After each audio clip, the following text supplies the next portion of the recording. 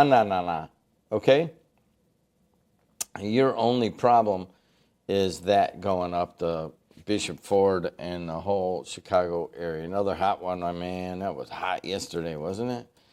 I had one of my best moments ever, and that was going and swimming with the grandkids at 5:30.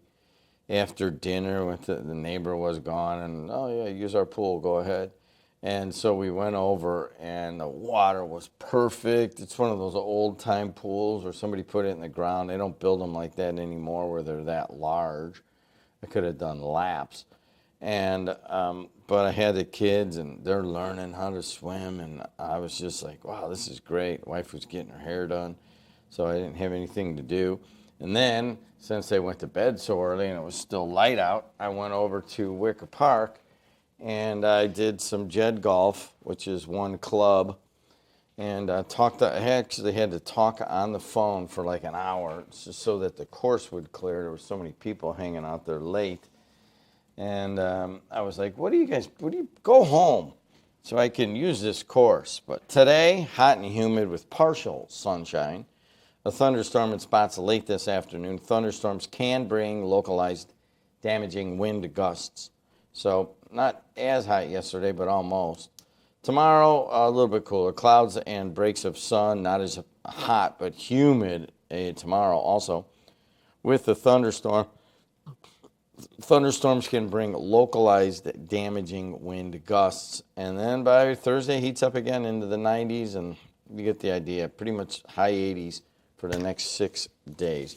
Itchy, watery eyes versus the weed whacker guy. I don't know what Pat a Day is, but they have a nice commercial.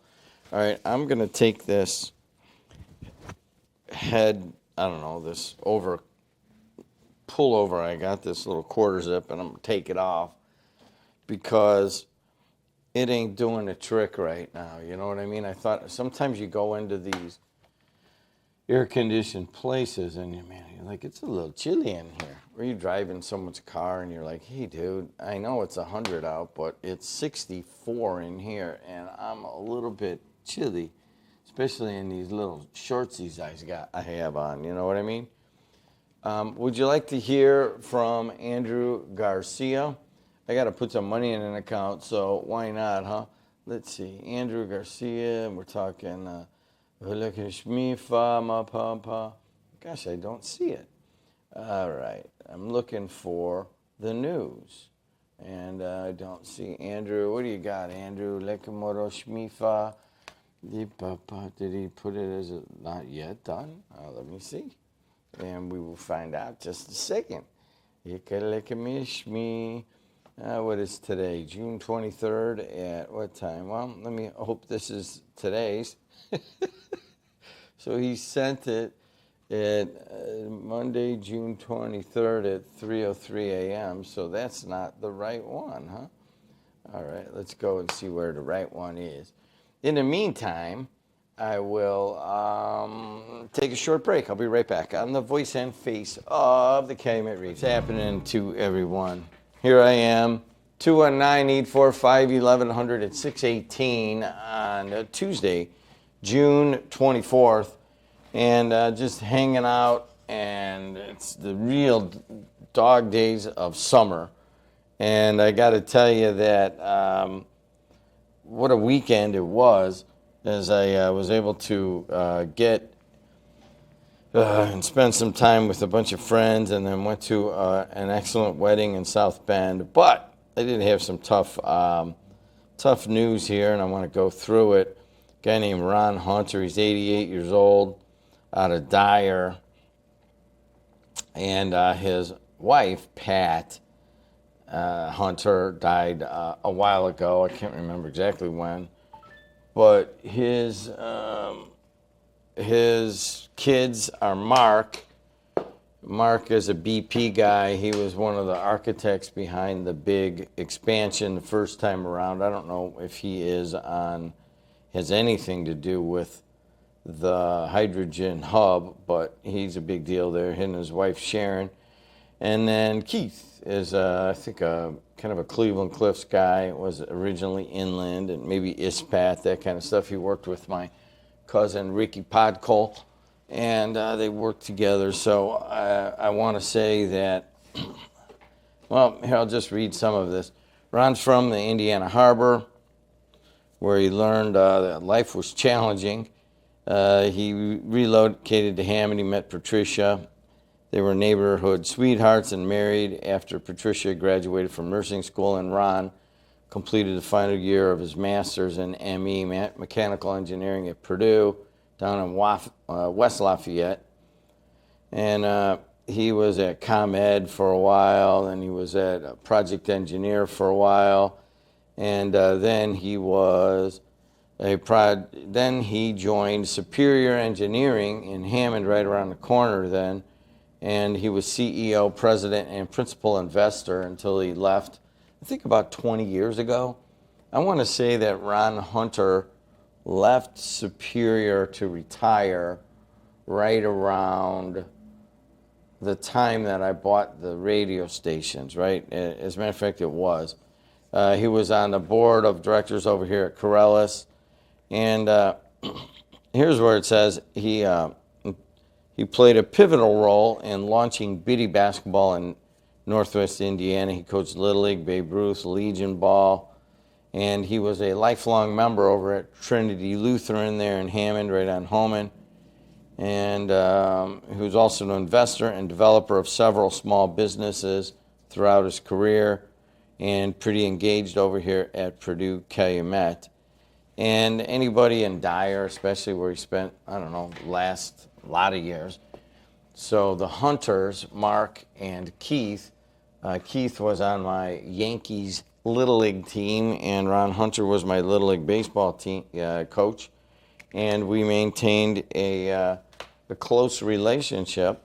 I had not seen him in the last couple of years, and I will tell you explicitly that I am quite disappointed in myself, because Ron, whenever I'd see him, was, of course, an ME at he was the main guy behind Superior Engineering over here, and a great Little League coach. And every once in a while, when he was still golfing, he would ask me to fill out the foursome with his two sons, Mark and Keith and Ron, and I was always very honored by that.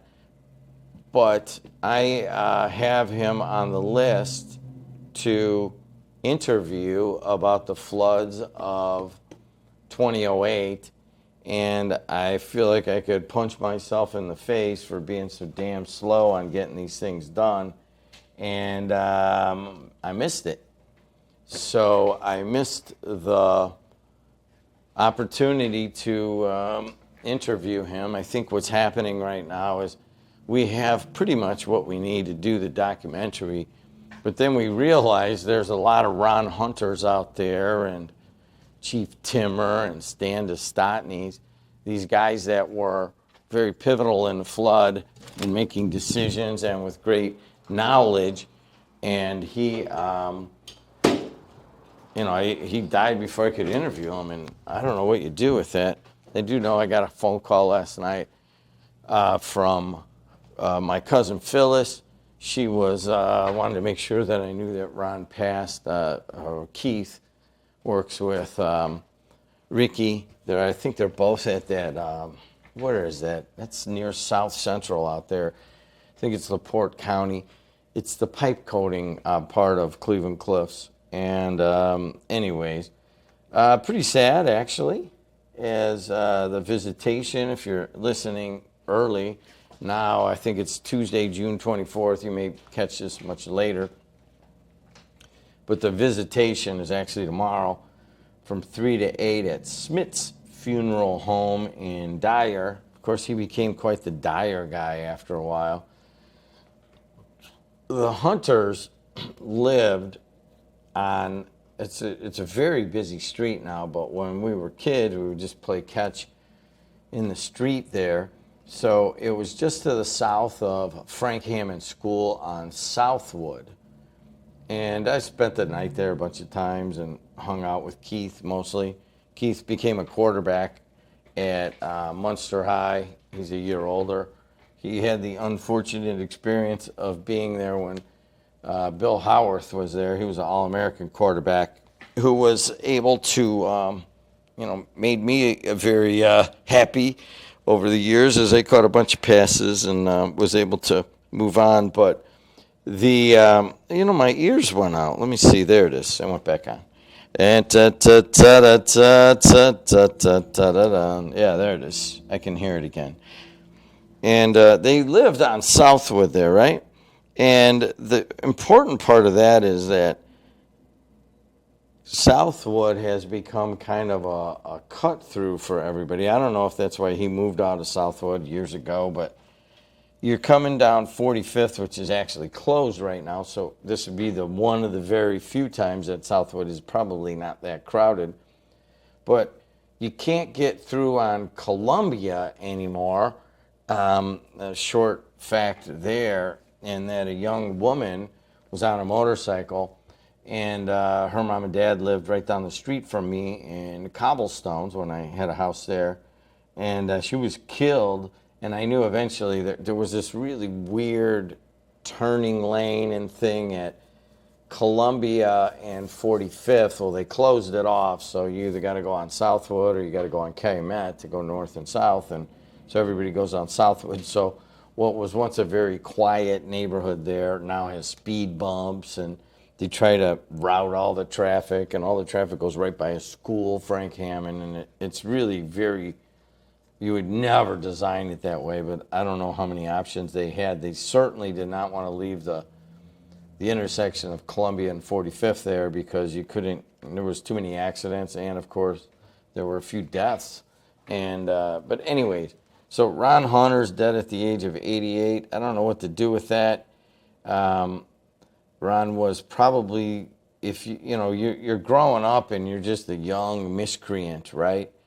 And he was like the perfect Little League coach. He and my dad trying to tame me.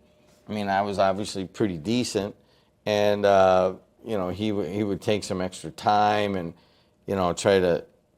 And then even here, when we moved in here, the drawings for this building were done by Superior Engineering, and I think Ron was there when they did them. For the Purdue Commercialization Center, but then I think he retired right before, I had to deal with other people. And really what I had to deal with was, with Superior Engineering, was that I wanted to put the studios right here on the corner where they are here on Indianapolis Boulevard. Many of, 50,000 cars go by a day. And you could see the studios, and I wanted to put it right there. And the guys from Superior Engineering were adamant that it was going to have horrible sound because of the road. And I'm like, okay, and that the lighting was going to be really hard to control because of the sun. If a cloud comes by, your lighting's going to change and all that stuff. And I'm like, I don't care. This is what I want, and I'm paying. And I think finally it had to go up the pole to Ron Hunter. I think he was still on the board or something at the time.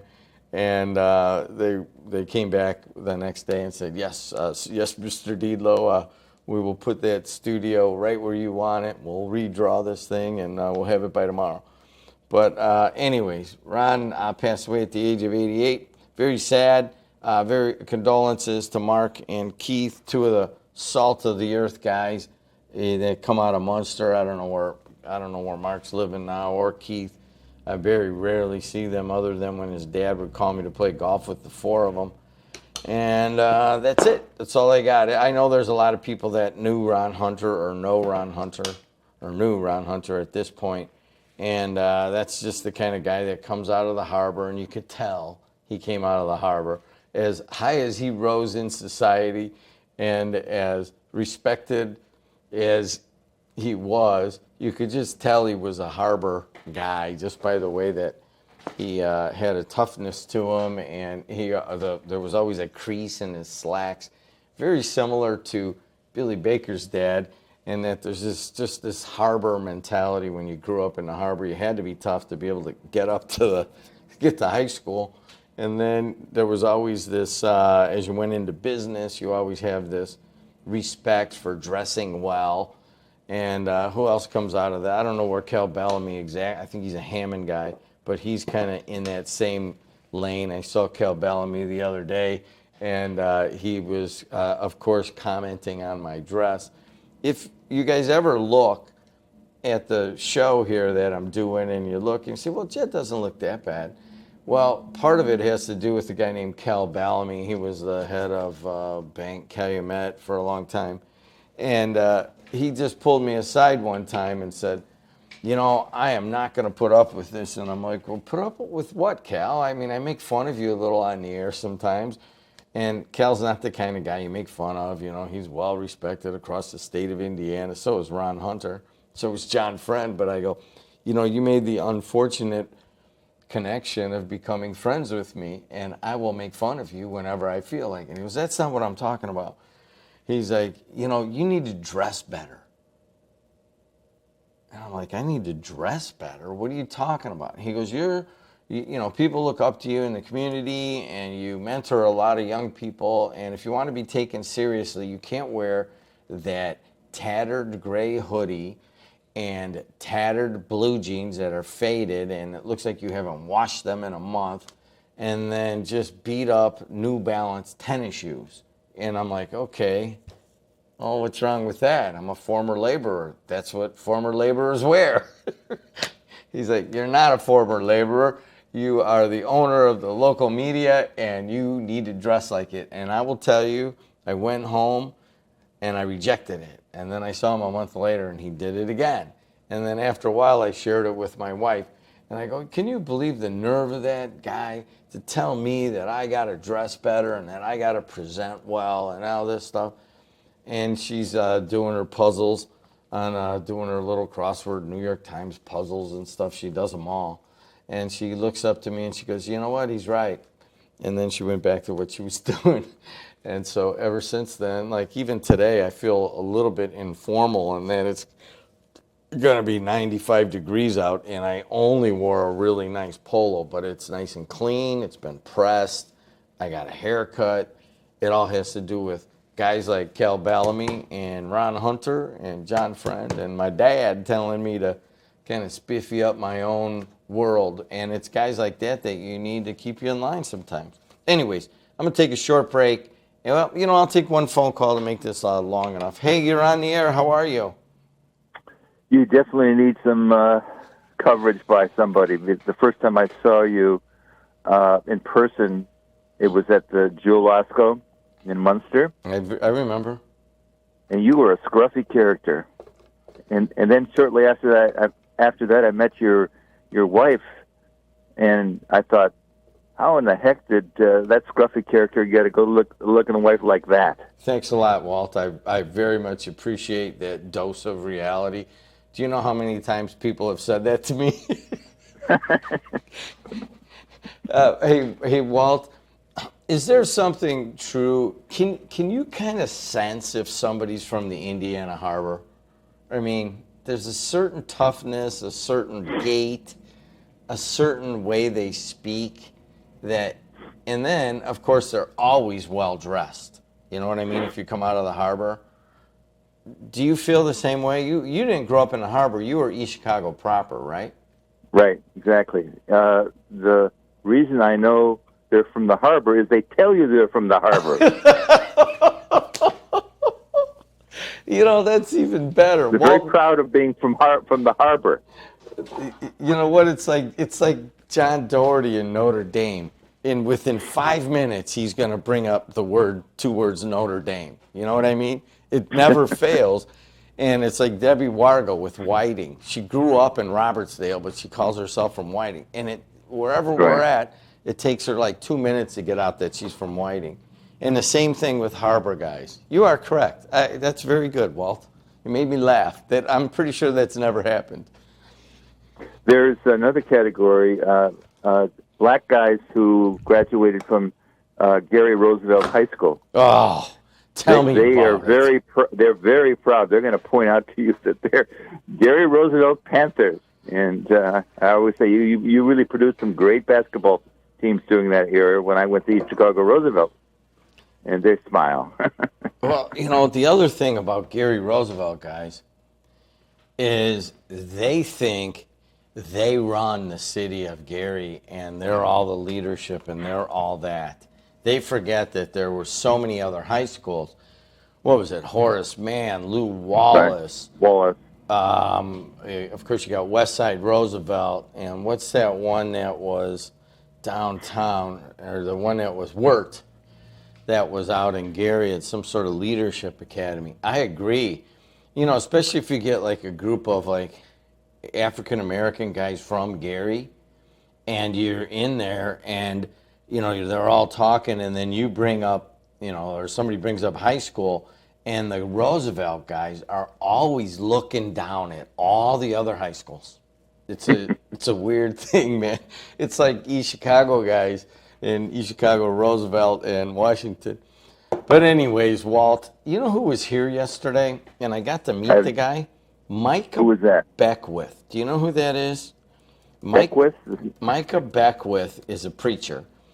And he is out of like Carmel, like all that, where they have the lieutenant governor? Yeah, he's a lieutenant governor.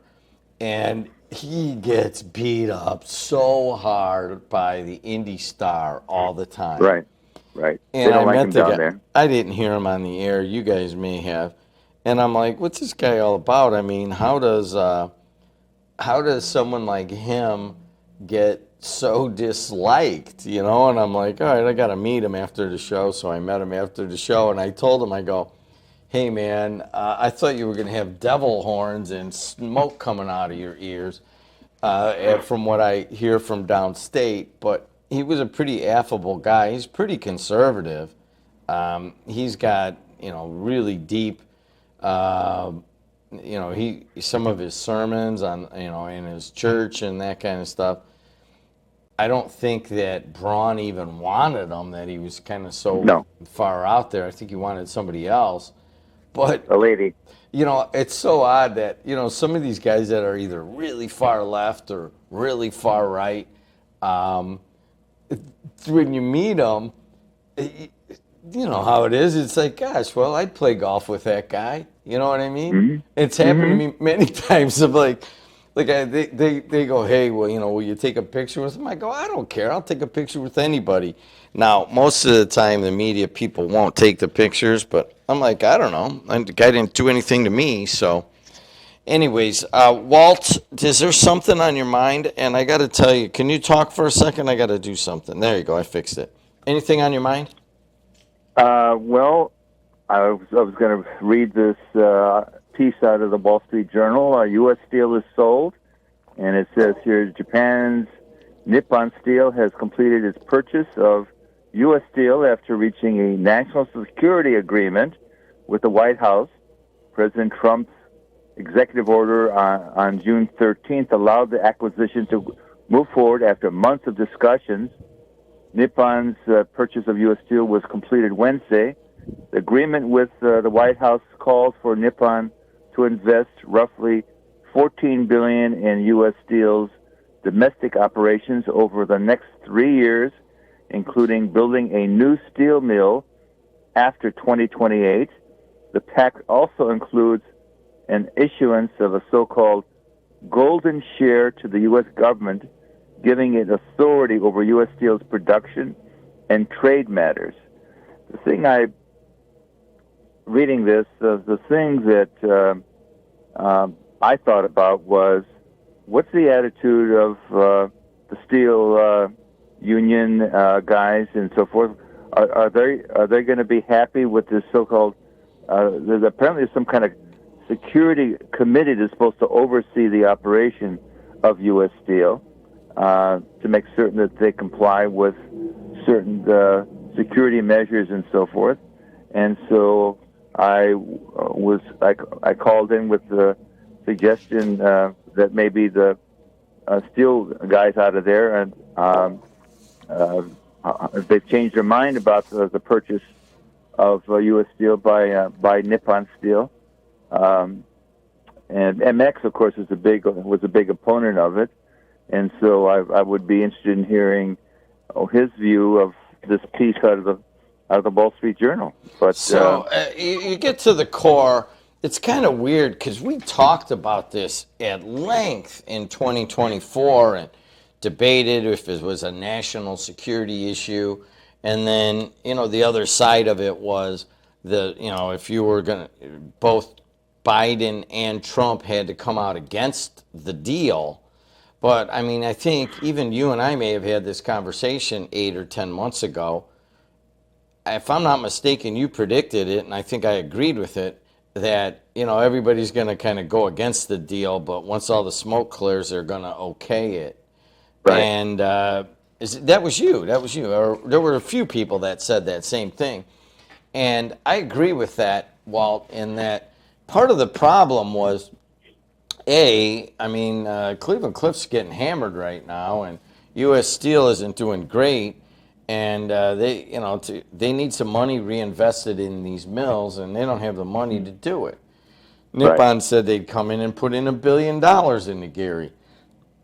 You know what $1 billion could do to that mill? That's a lot of money to keep some jobs. They're not going to put $1 billion in it and then leave, so that would mean they're going to stay. What were the negatives? And you know what they were. The one negative is that the Japanese companies come in and they streamline things, and they do not have a history of respecting union tradition. And the union's got to be worried about that. And the other part is, what if we go to war? Are we going to be able to make enough steel, or make U.S. Steel make the steel? So I think that was taken care of by what Trump negotiated, where they have a final say on operations, and that was just so that in case we need to make tanks, you need to make the steel for it, and that's all it is. That's all there is to it. But ultimately, Walt, aren't we supposed to bring in money into the state of Indiana? Isn't that the goal? Well, and we have Mr. Trump to thank for that. He's a great negotiator. The Japanese offered $1 billion, and they came up with eventually $14 billion. And he kept. He's a great negotiator. He knows when to say no. He knows when to threaten to get up from the table and leave. And he used all of his bag of tricks to get the Japanese to fork over $14 billion instead of $1 billion. I read one. I think it was in the Times that the reason the Japanese wanted this, they wanted to expand their operation in. They wanted more production, and they wanted to buy something that existed rather than have to build something new, kind of thing. So maybe they both got the Americans got what they wanted, and the Japanese got what they wanted, which is a good way to end negotiations, isn't it? Well, that's a problem. That's an issue right now. Not a problem. Everything from roofing companies to HVACs to funeral homes, they're getting bought up by people that are larger. And certainly Nippon didn't want to have to come and build something and find the workers and all that stuff. That takes a long time.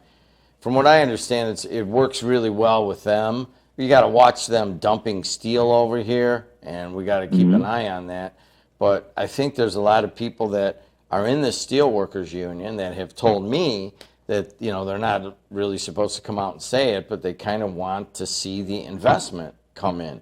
So there were two very good sides to this. Walt, thanks for calling in, and I will talk to you soon.